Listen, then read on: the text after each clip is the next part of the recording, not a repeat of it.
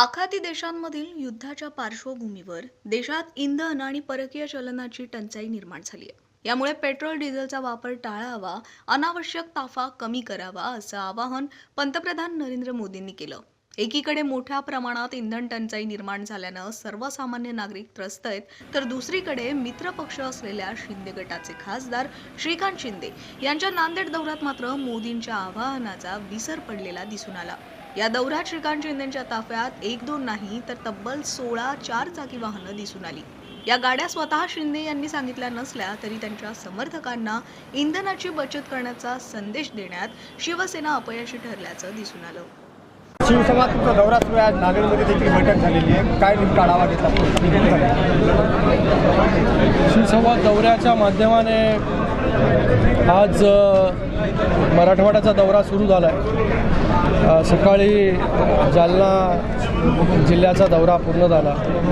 आता नांदेड जिल्हा सुरू झालेला, उद्या देखील नांदेड, हिंगोली, परभणी, नंतर बीड असा हा दौरा असणार आहे। जिल्हा परिषदेच्या निवडणुका असतील किंवा SIRचं जे काम सुरू आहे, PLAच्या नेमणुका आहेत, त्याचबरोबर पक्ष संघटना कशाप्रकारे वाढते, कशाप्रकारे कार्यकर्ते पदाधिकारी काम करत आहेत, त्यांच्या काय त्यांचे प्रॉब्लेम्स आहेत, या सगळ्या गोष्टीवरती जे आहे एक सविस्तर आढावा जो आहे, चर्चा जी आहे ही करण्यात आली।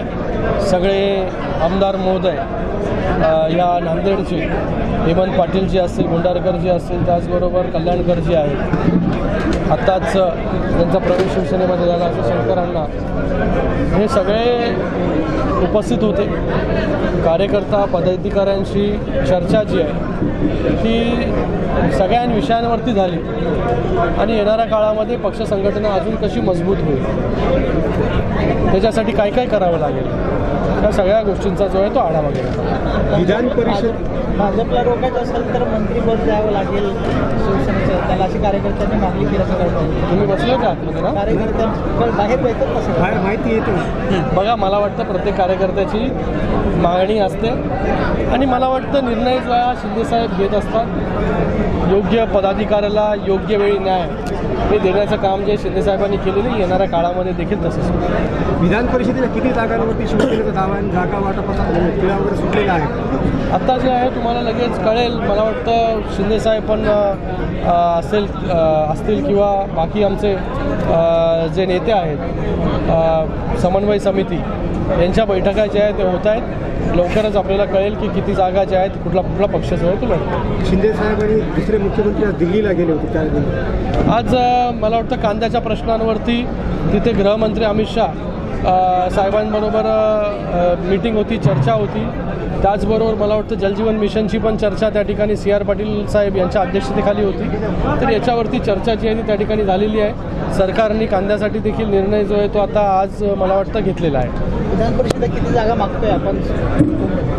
चर्चा झाली, मला माहिती नाही। मी तर सगळीकडे फिरतोय, कारण की याच्या अगोदर जो आहे तो नाशिक असेल, त्यानंतर ठाणे जिल्हा असेल, आता तिथून थेट आता मराठवाड्यामध्ये आलेलो आहे। मला वाटतं शिंदेसाहेब आणि त्याचबरोबर आमची समन्वय समिती त्यातले नेते जे आहेत हे त्याच्यावरती चर्चा करतात। जागेवर भाजप दावा करते, याची जागा तुमच्याकडे होती आपण कोण म्हणाल तुम्हाला? मागणी केली दिली भाजपच्या लोकांनी? मग तसंच मी म्हणालो तुम्हाला, प्रत्येक कार्यकर्त्याची इच्छा असते प्रत्येक जागा जी आहे ती लढलं पाहिजे। निर्णय जो आहे तो वरिष्ठ पदाधिकारी नेते जे आहेत ते घेत असतात। शिवसेना 12 वर्षापासून सत्तेमध्ये, नांदेड जिल्ह्याला आणखी मंत्रिपद भेटत योग्य वेळे योग्य निर्णय जो आहे शिंदेसाहेब घेतील।